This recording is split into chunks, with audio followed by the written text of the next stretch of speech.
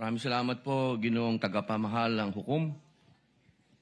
Susundan ko lang po yung mga tanong ko kanina, kabayan, Nueva Ecija. Opo. Yung una pong cheque ay 125 million December 20, 2022. Tama po ba? Yes po, Your Honor. Opo. Batid niyo po ba na ang founding anniversary ng CPP-NPA ay December 26? Wala po akong personal knowledge about that, Your Honor. Opo. Dahil wala po kayong, katulad ng sinabi ni Senator Lacson, wala po kayong clearance, ano?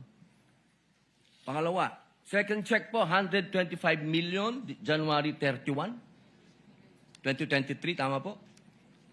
Yes po, Your Honor. Opo. Ang NPA founding anniversary po ay March 29. Batid niyo po ba yun? Wala po akong personal knowledge about that, Okay. Your Honor. Third check, 125 million, April 18, 2023. Tama po ba? Hindi ko po matandaan yung date po ng check eh. May I refer po to the check po. Stopwatch, please.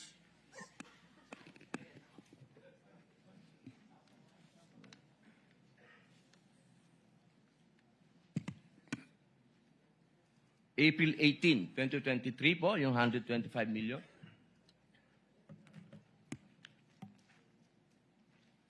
Yes po, Your Honor. Opo.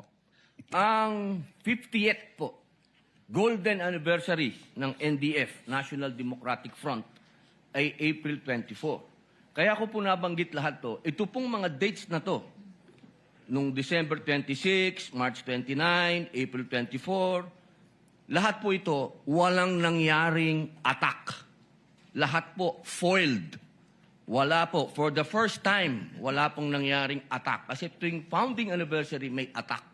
Ang tanong ko po, Ginoong Kabayan, naniniwala po ba kayo na malaki ang papel ng confidential fund at confidential agent? Depende po yun sa kung ano po talaga yung mandate ng agency po, Your Honor. Alam naman po natin na ang DepEd, diyan po nanggagaling ang tinatawag naming sa Communist Party po, ano? Meron po kasing pangkat gerilya, ang pangkat politikal. Yung pangkat politikal, yan po yung mga estudyante na nanggagaling sa universidad. Sang-ayon po ba kayo doon? I cannot answer that po, Your Honor. Okay, dahil wala nga po pala kayong clearance. Maraming salamat po. Thank you, Senator Judge Padilla.